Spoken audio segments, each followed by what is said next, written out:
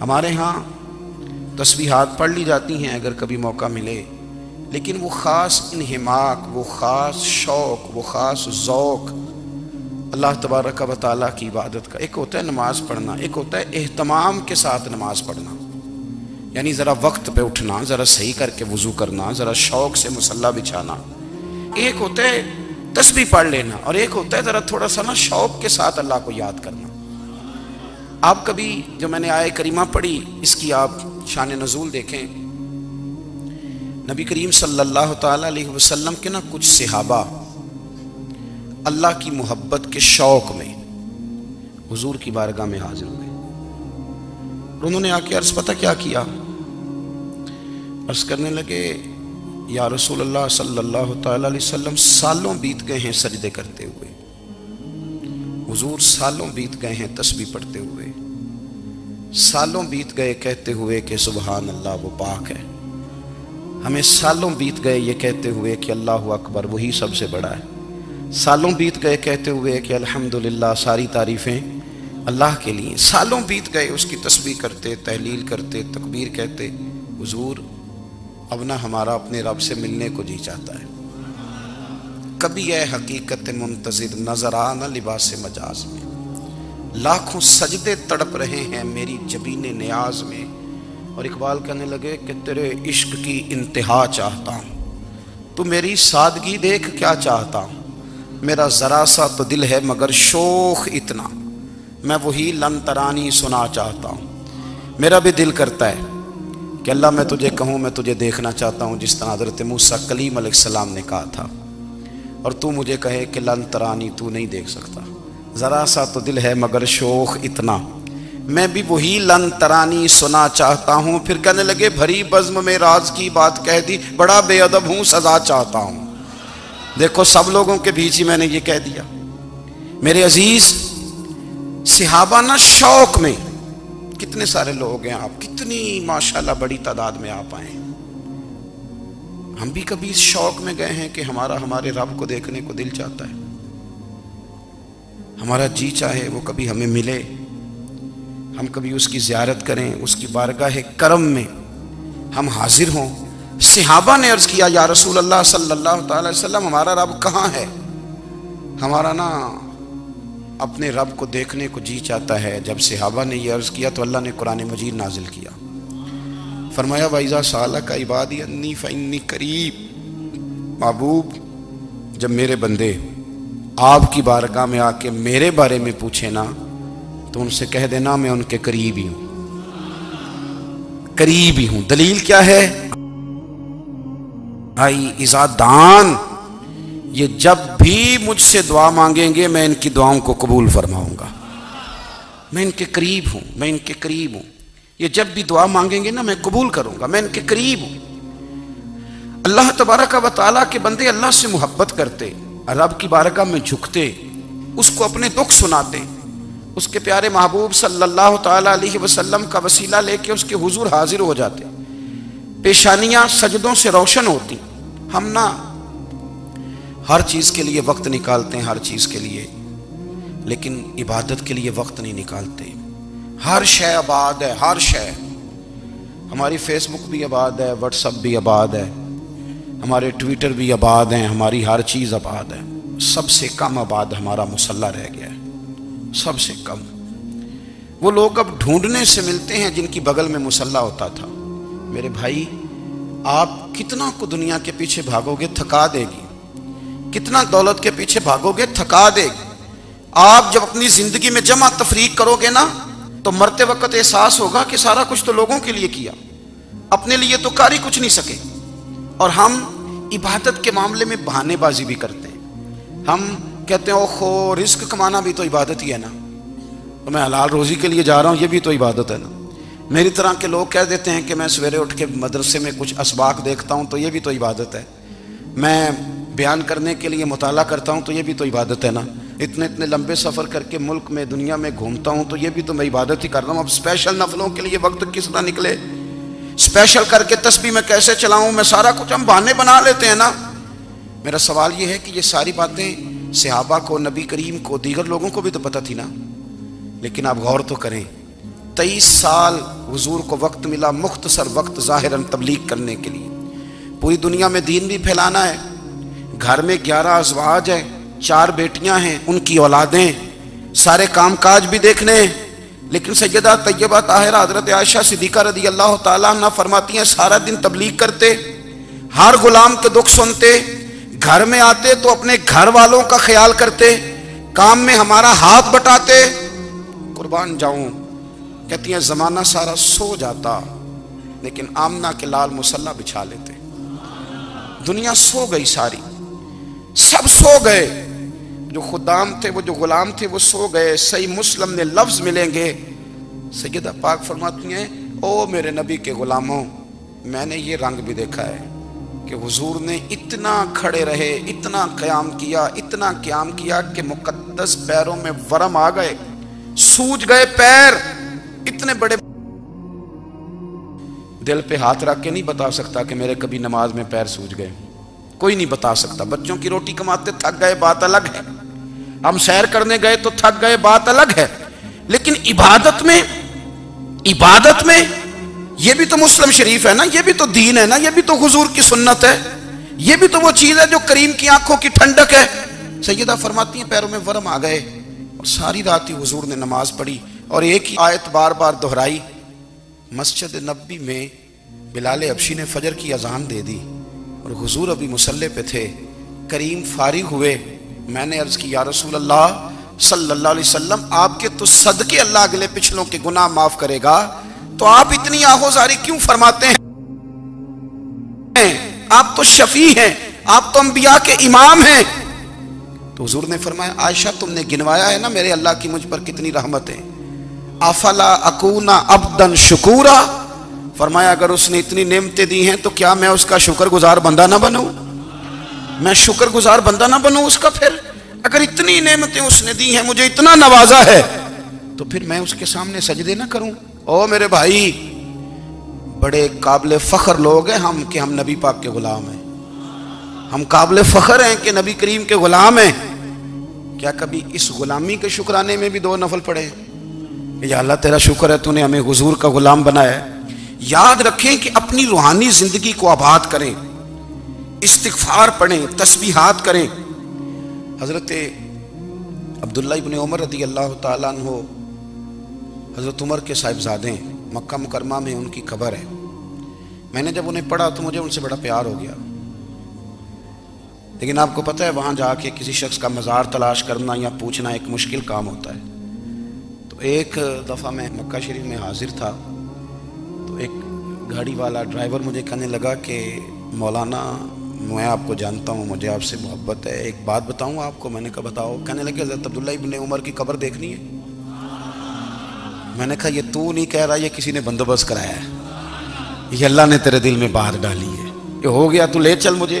حضرت عبداللہ ابن عمر کو نبی پاک نے فرمایا تھا راجل صالح، یہ نیک بندہ ہے، یہ متقی آدمی۔ حضرت عبداللہ ابن عمر رضی اللہ تعالیٰ عنہ سیدنا فاروق اعظم رضی اللہ تعالیٰ عنہ کے صاحبزادے ہیں، اور ان کی ہمشیرہ سیدہ حفصہ رضی اللہ تعالیٰ عنہ حضور کی زوجہ محترمہ ہے۔ ایک دن اپنی ہمشیرہ سے کہنے لگے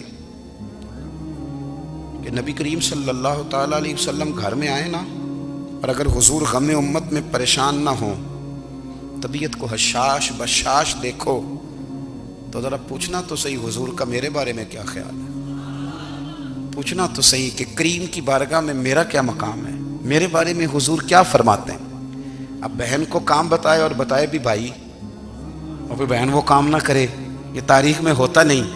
حضرت عمر فاروق رضی اللہ تعالیٰ عنہ کی صاحبزادی ام المومنین رضی اللہ تعالیٰ عنہ فرماتی ہیں کہ میں تو بس منتظر تھی، انہوں نے تو کہا تھا نا کہ اگر تم حشاش بشاش دیکھو تو بات کرنا، لیکن حضور تشریف لائے، میری باری تھی، میرے گھر تشریف لائے، کھانا پیش کیا تو فوراً میں نے عرض کی حضور ایک بات پوچھنی تھی۔ تو حضور نے فرمایا پوچھئے۔ میں نے عرض کی حضور میرے بھائی عبداللہ ابن عمر کے بارے میں آپ کا کیا خیال ہے؟ نوجوانوں میری بات پہ غور کرنا، میرے بھائی کے بارے میں آپ کا کیا خیال ہے؟ تو نبی کریم صلی اللہ تعالیٰ علیہ وآلہ وسلم نے میری طرف دیکھا، اور پھر حضور زیر لب تھوڑا مسکرائے، اور بریلی کے امام کہتے ہیں کہ حضور مسکرا دیتے تھے نا تو جو بڑا دکھی ہوتا تھا وہ بھی ہنس پڑتا تھا۔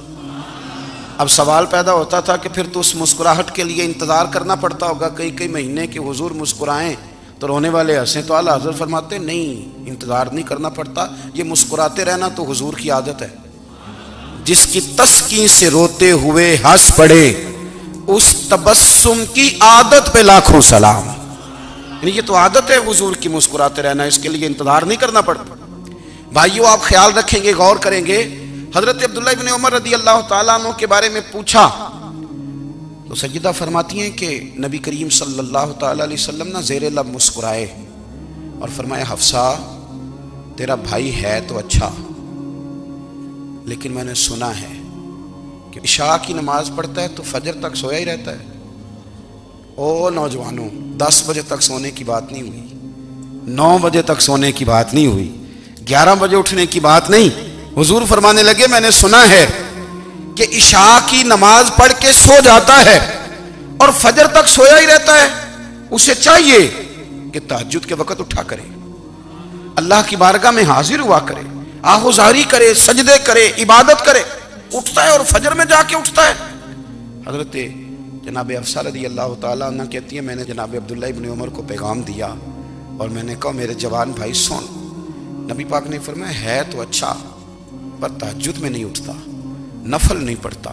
او میری ملت کے جوانوں، مزہ نہیں آ جاتا جب ساری دنیا سوئی ہو، ساری دنیا، اور بستر بھی گرم ہو اور نیند بھی پورا غلبہ کر رہی ہو، اور اچانک گھنٹی بجے دماغ میں، آنکھ کھلے، گھڑی پہ نظر پڑے، 3:30 4 بجے کا پیغام گھڑی بتائے اور کوئی چڑھتی جوانی والا اٹھ کے وضو کرے اور جب وہ مصلی کھول کے بچھائے تو مدینے والے محبوب کہتے ہیں کہ ہر نماز پہ رب ثواب دیتا ہے، اور جو اٹھ کے تہجد کی نماز پڑھے اسے دیکھ کے تو رب مسکراتا ہے، جو اس کی شان کے لائق ہے، جو اس کی شان کے لائق، وہ مسکراتا ہے، خوش ہوتا ہے کہ میرا بندہ تہجد میں اٹھ گیا، وہ مسکراتا ہے. کاش ہماری صبحیں کبھی اپنے مالک کے نام ہو جائیں. کاش کے صبحیں. حضرت ابو الحسن رحمۃ اللہ تعالیٰ علیہ حضرت معاذ ابن جبل رضی اللہ تعالیٰ عنہ کے پاس بیٹھا کرتے تھے. فرماتے ہیں ان سے جو پیار بڑھا تو پھر میرا مصلی سے بھی بڑھ گیا. تابعی ہیں. فرماتے ہیں صحابی رسول سے محبت ہوئی تو ذکر سے بھی ہو گئی، پھر درود شریف سے بھی ہو گئی. محبت ان سے بڑھی تو پھر اللہ نے مسجد کا پیار بھی بڑھا دیا. آپ فرماتے ہیں کہ میری ہر وقت طبیعت چاہتی تھی کہ بس اللہ اللہ کروں، بس اللہ اللہ کروں، بس نہ میں ذرا تھوڑی جان چھڑاؤں لوگوں سے، کوئی 10 منٹ ملے تو میں کچھ 4 نفل پڑھ لوں، میں تھوڑا سا نہ بچوں لوگوں سے، اور مجھے تسبیح ملے تو میں نہ کچھ 400-500 دفعہ استغفار پڑھوں، سبحان اللہ، الحمدللہ، اللہ اکبر، لا حول ولا قوت الا باللہ، میں نہ تسبیحات پڑھوں. فرماتے ہیں کہ بچے تھے گھر میں 6-7، غربت تھی، کام ملتا کوئی نہیں تھا، اور میں کام چور نہیں تھا، کام ڈھونڈتا تھا، پر اللہ کی قدرت کے کام نہیں ملتا تھا. فرماتے ہیں کہ میں نے ایک دن اپنی اہلیہ سے کہا کہ آج میں پھر جاتا ہوں کام ڈھونڈنے. تو میری بیوی بڑی فرما بردار تھی، پر اس دن نہ غربت کے ہاتھوں تنگ آ کے کہنے لگی آج نانا کوئی تو چیز لے کے آیا تو مجھ سے بچوں کی بھوک نہیں دیکھی جاتی. یہ سب روگاں دا روگ محمد جس دا نام غریبی، کنڈ بلا کے لنگ جاندے نہیں دوست یار قریبی. آج نہ کچھ لے کے آیا تو میں بچے لے کے میکے چلی جاؤں گی. شیخ فرماتے ہیں کہ میں بڑا پریشان گھر سے نکلا، پر میں نے صبح سے لے کے زور تک کام ڈھونڈا، کام ملا کوئی نہیں. تو میرے دل میں خیال آیا چلو کام نہیں ملتا تو اللہ اللہ تو کرے نا، چلو بندوں کی مزدوری نہیں ملتی تو رب کریم کی عبادت ہی کرتے ہیں. فرماتے ہیں کہ میں نے نا فرات کے پانی سے وضو کیا، نہر کے، شدید دھوپ تھی، ساتھ ریت تھی اور ریت تپ رہی تھی. میں نے اپنا رومال وہیں مصلی کے طور پر بچھا لیا اور فرماتے ہیں کہ زور سے لے کر عصر تک نماز پڑھی، دھوپ بھی پورے زور پہ، پر میرے سجدے کا ذوق بھی پورے زور پہ. فرماتے ہیں سورج بھی چمک رہا ہے اور رب کی عبادت کا ذوق بھی پورے زور پہ. میں سجدہ کروں تو پھر میرا اٹھانے کو جی نہ چاہے. میرے استاد لکھا کرتے تھے، یہ ان کا شعر ہے، وہ کہا کرتے تھے مجھے سوز دے، مجھے ساز دے، اور مجھے نیم شب کا نیاز دے، دم سجدہ خود کو میں توڑ دوں، مجھے ایسا ذوق نماز دے. اور میں تیری بہار کا پھول ہوں، میں کھلا بھی ہوں تو تیرے لیے، مجھے میری شاخ سے توڑ لے، مجھے اپنی زلف کا ناز دے. بھائی فرماتے ہیں کہ عصر تک میں نے نفل پڑھے، دل ڈھلنے لگا، عصر کی نماز پڑھی اور میں وہاں سے چلا۔ اب میں جب نکلنے لگا تو دل میں خیال آیا کہ چھوٹی چھوٹی دیواریں ہیں گھر کی، بغیر کچھ لیے جاؤں گا تو بیوی دور سے دیکھے گی تو شور کرے گی کہ پھر خالی ہاتھ آ گیا ہے۔ کہتے میں نے اپنے اسی رومال میں جس پہ میں نے نماز پڑھی تھی نا، رومال میں کی عقیدے پنجابی جسافہ کہتے ہیں، اسی میں نا میں نے کچھ ریت بھر لی کہ وہ دور سے دیکھے گی تو سمجھے گی کچھ لے کے آیا ہے، چلو جا کے اسے بتا دوں گا کہ آج پھر مزدوری نہیں ملی۔ کہتے ہیں وہ ریت لے کر جب میں گھر میں گیا تو پہلے بیوی دروازے پہ کھڑی ہوتی تھی، پوچھتی تھی خالی ہاتھ آ گئے ہو؟ آج میں نے دیکھا تو ہے ہی کوئی نہیں۔ فرماتے ہیں میں اندر داخل ہوا، سلام لیے، کونے میں میں نے وہ رومال رکھ دیا اور میں نے آواز دی کہ بھلی مانس کہاں ہو؟ تو وہ کہنے لگی آپ منہ ہاتھ دھو لیں، میں روٹی لے کے آئی۔ میں نے کہا روٹی کہاں سے آ گئی؟ یہاں تو کئی دنوں کے فاقے، تو کئی دنوں کی غربت ہے، یہاں تو اس گھر میں تو فقیری ہے۔ فرماتے ہیں کہ وہ روٹی لے کے آئی اور اس وقت کی جو موجودہ نعمتیں تھیں، سمجھ لیں سلاد، اچار، ہر چیز ساتھ لائی۔ میں نے کہا کہ بچے کہاں گئے؟ کہنے لگی وہ کھانا کھا کے کھیلنے گئے، آپ کھانا کھا لیں آ جاتے ہیں۔ کھانا اس نے چن دیا۔ میں نے حیرت انگیز لہجے میں ساری نعمتیں اپنے دسترخوان پہ دیکھ کر کے بیوی سے پوچھا یہ کہاں سے آیا کھانا؟ بچوں کو تو نے کہاں سے کھانا کھلایا؟ یہ سارا کچھ کیسا ہے؟ کہنے لگی پتہ نہیں آج آپ کس کریم کی مزدوری کرنے چلے گئے تھے، پتہ نہیں کس کریم کی، میرے گھر میں تو اتنی نعمتیں آئی ہیں کہ مجھ سے سنبھالی نہیں جا رہی، اتنا اناج ہے، اتنا گندم ہے، کس کریم کے دروازے آج چلے گئے تھے؟ یہ کہتے کہتے وہ اٹھی اور اٹھ کر کے کہنے لگی پہلے بڑا کچھ آیا تھا، اب کیا لے آئے ہو؟ اور جا کر کے نا اس نے وہ ریت والا رومال کھولا، کہنے لگے میں تو لے کے آیا تھا ریت، تو میرے رب نے اسے بھی سونے اور ہیرے بنا دیا تھا۔ جب آپ کی توجہ اللہ کی جانب، میرے نبی پاک صلی اللہ تعالی علیہ وسلم نے فرمایا ہر چیز اپنے رب سے مانگ، ہر چیز مانگ، ہر چیز مانگ۔ یا رسول اللہ کیا کچھ؟ میرے محبوب نے فرمایا تیرے گھر میں نمک بھی ختم ہو جائے تو وہ بھی اپنے رب سے مانگا کر، تو مانگنا وہ تجھے دے گا، تو اس کی بارگاہ میں کشکول طلب دراز تو کرنا۔ اور ترمذی شریف میں عجیب لفظ ہے، رسول کائنات نے فرمایا، رب کریم فرماتا ہے جب میرا بندہ ہاتھ اٹھاتا ہے نا تو مجھے حیا آتی ہے کہ میں خالی کیسے لوٹا دوں اس کے۔ اتنے بڑے بادشاہ کی بارگاہ میں، او بھائی لوگوں سے عزتیں تلاش کرتے ہو تو وہ کیا تمہیں عزت دیں گے؟ وہ تو کل اچھا کہتے ہیں پرسوں برا کہنے لگ جاتے ہیں۔ لوگوں کے سامنے گڈ بک میں آنا چاہو گے تو وہ تو سویرے تمہارے بارے میں کچھ کہیں گے، شام کچھ اور کہیں گے۔ اپنی روحانی زندگی آباد کریں، اپنے مسلح کو وقت دیں، اور دنیا سے چھپ کر اس موبائل کو بند کر کے اور اپنے آپ سے بھی چھپ کے اور تنہا ہو کے چھپا کے سارا کچھ اپنے آنسو اپنے رب کی بارگاہ میں پیش کریں، اس کے حضور حاضری دیں۔ سنو نا ترمذی کی حدیث، اور اسے یاد رکھنا، نبی پاک علیہ السلام نے فرمایا اپنے دکھ لوگوں کے سامنے نہ بیان کرنا، سیٹھوں نوابوں کو نہ بتاتے پھرنا، دنیا داروں کے سامنے جا کے نہ رونا کہ میں تکلیف میں ہوں۔ پر میں اگر دنیا داروں کو دکھ بتاؤ گے رب تمہیں کبھی غنی نہیں کرے گا، اور لوگ ہیں کہ الٹا مذاق اڑائیں گے۔ آپ کی جس سے بڑی پکی یاری ہے نا، پکی، وہ تب تک پکی ہے جب تک آپ نے 50,000 مانگا نہیں، اور جس وقت آپ نے کہہ دیا کہ میں مجبور ہوں میری مدد کر تو پھر ختم ہو گئی دوستی۔ لوگوں کی تعلقات آپ کے ساتھ تب تک ہیں جب تک آپ ان سے کوئی ضرورت وابستہ نہیں کرتے۔ کریم محبوب فرمانے لگے بندوں کے سامنے دکھ نہ بیان کرنا، اللہ تجھے کبھی غنی نہیں کرے گا۔ تو اپنے دکھ اپنے رب کو بتا، تو دعائیں مانگ، تو اس کی بارگاہ میں حاضر ہو، تو اس کے حضور عرض کر۔ فرمایا اپنے دکھ اپنے رب کو بتا، وہ جلدی کرے یا دیر سے کرے تجھے ساری دنیا سے بے نیاز کر دے گا، تجھے کسی کا محتاج نہیں رہنے دے گا۔ اپنے مسلح کو، اپنی دعاؤں، ایک بزرگ فرماتے ہیں میں نے دعا مانگنے کا طریقہ اپنی بیوی سے سیکھا۔ دعا مانگنے کا طریقہ اپنی، سیکھنے والے تو اپنے بچوں سے بھی سیکھ لیتے ہیں، سیکھنے والے تو ہر ایک سے سیکھتے ہیں۔ وہ کہتے ہیں میں نے دعا مانگنے کا سلیقہ اپنی بیوی سے سیکھا ہے۔ حضرت وہ کس طرح؟ فرمانے لگے میری بیوی نے نا مجھے کوئی کام بتایا، کچھ پیسوں کی ضرورت کے لیے کہا، تو میں نے اسے کہا کہ بھئی ابھی میرے پاس نہیں ہے، کچھ دنوں میں آتے ہیں تو میں دے دوں گا۔ عورتوں کی عادت ہوتی ہے وہ بار بار یاد کراتی ہیں، 2-4 دنوں کے بعد پھر اس نے کہا حضرت وہ میں نے کہا تھا کچھ پیسے، میں نے اسے کہا کہ ابھی میرے پاس نہیں ہے، کچھ دنوں میں ملتے ہیں تو میں تمہیں دے دوں گا۔ اس نے کچھ دنوں کے بعد پھر کہا حضور وہ میں نے کچھ پیسے کہے تھے۔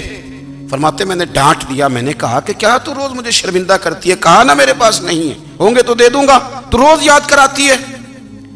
فرماتے ہیں اس نے پہلے تو میری ڈانٹ کو سہا، پھر میرے سخت جملوں نے اس کی آنکھوں میں آنسو پیدا کر دیے، پھر اس نے اپنے آنچل میں اپنے اس دکھ کو سمیٹا، اور پھر اس نے ایک جملہ کہا تو میں رو پڑا، اور مجھے اپنے رب سے مانگنے کا طریقہ آ گیا۔ مجھے کہنے لگی حضرت جی آپ نے ڈانٹ دیا، میں نے سہ لیا، پر آپ ہی میرے شوہر ہیں، بتائیں نا آپ سے نہ کہوں تو میں کس سے جا کے کہوں۔ فرماتے ہیں میں رو پڑا، اور میں کھل کے رویا، اور میں تڑپ کے رویا، اور پھر میری سسکیاں بند گئیں۔ تو مجھے کہنے لگی آپ کو کیا ہوا؟ میں نے کہا مجھے بھی دعا مانگنی آ گئی ہے۔ جب میں اسے کہوں گا نا اللہ تو ہی میرا رب ہے، میں تجھ سے نہ کہوں تو میں کس سے جا کے کہوں؟ میں کیوں کسی بندے سے سوال کروں؟ میں کیوں کسی دنیا دار سے کہوں؟ میں تیرے بندوں کا، نیک بندوں کا وسیلہ لے کے، تیرے محبوب کی غلامی لے کے تیری بارگاہ میں آیا، تجھ سے نہ مانگوں تو کس سے مانگوں؟ سمجھ آ گئی ہے جب میں اس رنگ میں مانگوں گا تو پھر رب میرے اوپر بڑا ہی فضل فرمائے گا، وہ میرے اوپر بڑی رحمت کرے گا، وہ میرے لیے آسانیاں کرے۔ عزیز دوستو، ہم اس طرح کرنے لگ گئے ہیں کہ ہم نے نا اپنے تعلقات پر اعتماد کرنا شروع کر دیا ہے۔ میرے تعلقات بہت ہیں، ہم نے اپنی دولت پر اعتماد کرنا شروع کر دیا ہے، میرے پاس دولت بہت ہے، ہم نے اپنے علم پر، اپنی شہرت پر اعتماد کرنا شروع کر دیا ہے کہ میرے پاس فلاں چیز بہت ہے۔ یاد رکھنا جب بے نیاز اپنی صفت بے نیازی دکھاتا ہے تو بڑی بڑی دولتوں والے مجبور نظر آتے ہیں۔ بھائیو جب انسان کا رشتہ اپنے مالک کے ساتھ ہوتا ہے پھر تو غم بھی کچھ نہیں کہتے، پریشانیاں بھی کچھ نہیں کہتی، پھر تو زندگی صبر والی، پھر تو زندگی توکل والی، پھر تو زندگی بھروسے والی، پھر انسان اپنے آپ کو رسوا نہیں کرتا، دنیا داروں سے امیدیں اس کی ختم ہو جاتی، امیدیں اللہ رسول سے لگا لیتا ہے، مضبوط ہو جاتا ہے، مضبوط، طاقتور ہو جاتا ہے، خوددار ہو جاتا ہے، باوقار باعزت ہو جاتا ہے۔ حضرت بہلول دانا رحمت اللہ علیہ بیٹھے تھے تو ہارون رشید حج کر کے آ رہا تھا،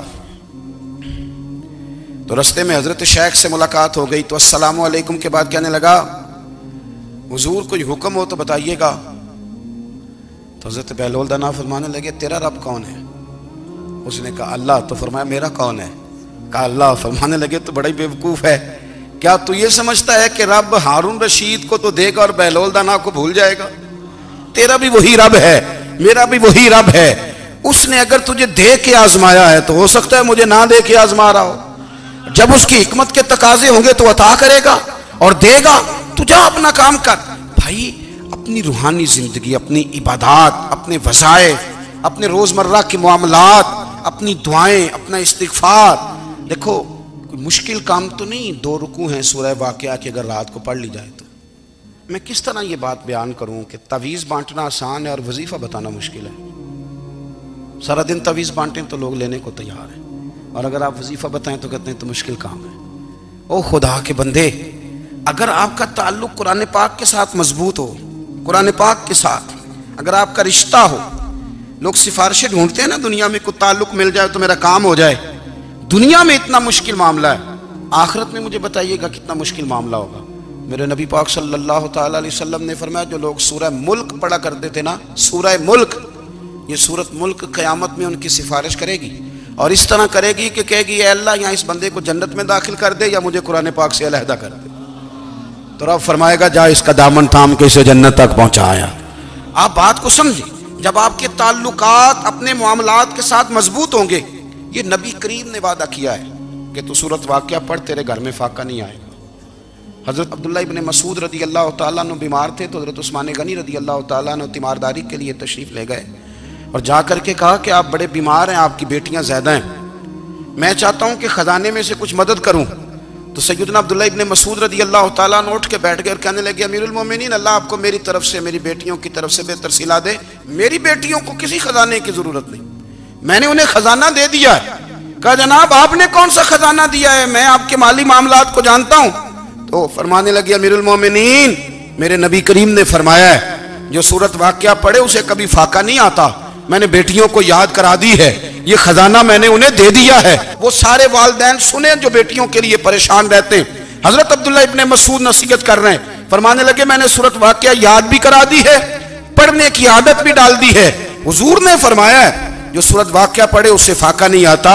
کہنے لگے چاند تو اپنی جگہ چھوڑ سکتا ہے، سورج گر سکتا ہے، تارے ٹوٹ سکتے ہیں، پر مدینے والے رسول کی بات غلط نہیں ہو سکتی. حضور نے فرمایا فاقہ نہیں آئے گا تو انشاءاللہ کبھی بھی نہیں آئے گا. کرنے کا کام یہ ہے کہ ہم اپنے معاملات، اپنی عبادات، اپنی دعائیں کبھی 10 منٹ عادت ہو جائے نا دعا مانگنے کی علیحدہ سے رات کو. حضور نے فرمایا جو فرض نماز کے بعد دعا مانگے اللہ اس کی قبول کر لیتا ہے. نبی پاک صلی اللہ تعالیٰ علیہ وسلم نے فرمایا اللہ مسافر کی دعا قبول فرماتا ہے. حضور نے فرمایا اللہ مظلوم کی دعا قبول فرماتا ہے. حضور نے فرمایا بیمار سے دعا کراؤ اللہ اس کی دعا قبول فرماتا ہے. میرے نبی پاک نے فرمایا ماں باپ جب بھی اولاد کے لیے ہاتھ اٹھائیں، ویسے تے بلے شاہ تو آسمانی اڈدیاں ہی پھڑ دیں، جڑا گھر بیٹھا انہوں بڑھیا ہی نہیں. حضور فرمانے لگے ماں باپ جب بھی اولاد کے لیے دعا فرمائیں اللہ ان کی دعا کو قبول کرتا ہے. آپ اپنا تعلق بنائیں دعا کے ساتھ، عبادت کے ساتھ، مصلی کے ساتھ رشتہ بنائیں، استغفار پڑھیں. صلاح الدین ایوبی صلیبی جنگوں میں تھے، رات کو مسجد اقصی میں نماز پڑھی تو پریشان تھے.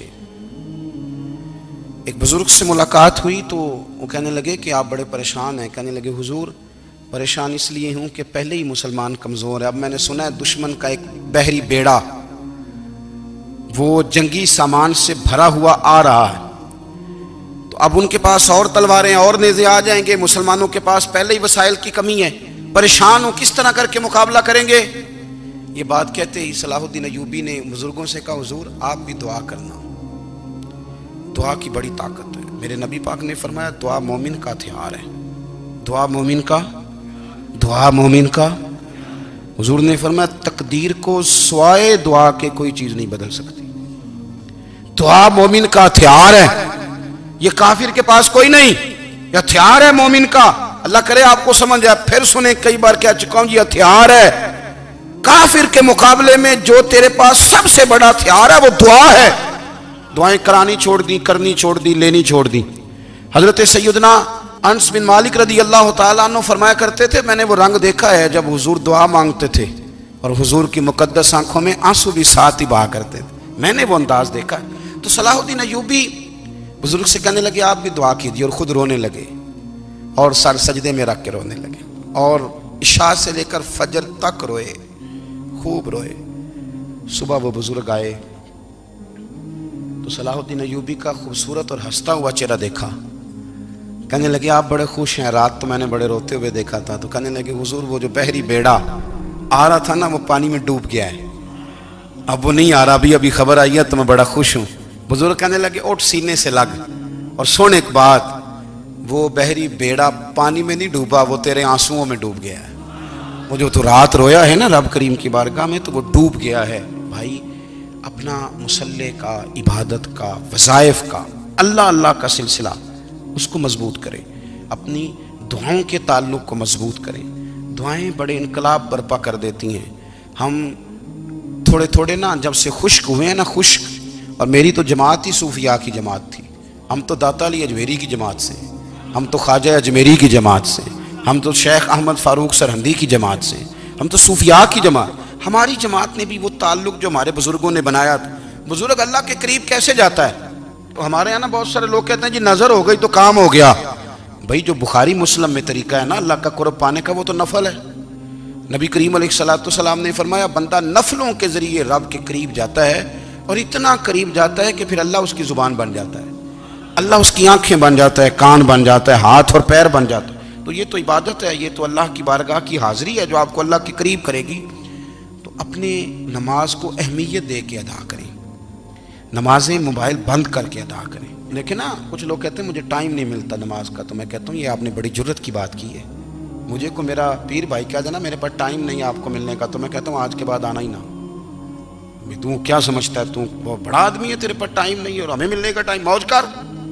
تو آپ نے اللہ رسول کو کہہ دیا ٹائم نہیں. اور عجیب فلسفہ ہے نا، کہا جائے نماز پڑھنے آؤ تو کہتے ہیں کپڑے ٹھیک نہیں، اور کہا جائے کہ آؤ ذرا دعوت پہ چلیں تو کہتے ہیں 1 منٹ ٹھہر میں کپڑے بدل کے آیا.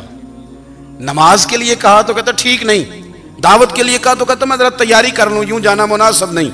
یہ معاملہ ٹھیک نہیں. رب تو فرماتا ہے کہ جب تم مسجد میں آئے تو زینت اختیار کر کے آ، خوب ذوق سے دعا مانگیں، خوب شوق سے نماز پڑھیں، خوب استغفار کا مزاج بنائیں، آپ لوگوں کے بیچ رہ کے سکھ حاصل کرنا چاہتے ہیں، لیکن آپ کو پتہ ہے کئی مہینے غار حرا میں رہنا بھی مدینے والے محبوب کا طریقہ ہے۔ ہر سال اعتکاف بیٹھنا الگ سے، یہ بھی حضور کا طریقہ ہے۔ مسجد نبوی کے اندر دروازہ کھلتا تھا نبی کریم کا، پر گھر کے اندر نفل پڑھے نبی پاک، اور حضور فرماتے ہیں کچھ نفل نماز گھر میں بھی پڑھا کرو، گھر کو قبرستان نہ بناؤ۔ ہمارا گھر اللہ کے ذکر سے آباد ہوگا۔ اگر ہم نماز پڑھیں گے نا، میں جب سنت پڑھنے کے لیے گھر میں کھڑا ہوتا ہوں تو میرا جو 2.5-3 سال کا بیٹا ہے نا، وہ بھی میرے ساتھ نماز پڑھنی شروع کر دے۔ اسے پتہ کوئی نہیں نماز کیا ہوتی ہے، لیکن وہ بھی نا سجدہ نہ بھی کرنا ہے تو ساتھ لیٹ ضرور جاتا ہے۔ پتہ چلا بچے لیکچر دینے سے نماز نہیں پڑھتے، نماز شروع کر دیں تو بچے بھی شروع کر دیتے ہیں۔ ہم جب پریشان ہوتے ہیں تو لیکچر دیتے ہیں، تو لیکچر تو باہر شاید چل جائے، گھر میں کیسے چلے گا؟ گھر میں تو عمل چلے گا۔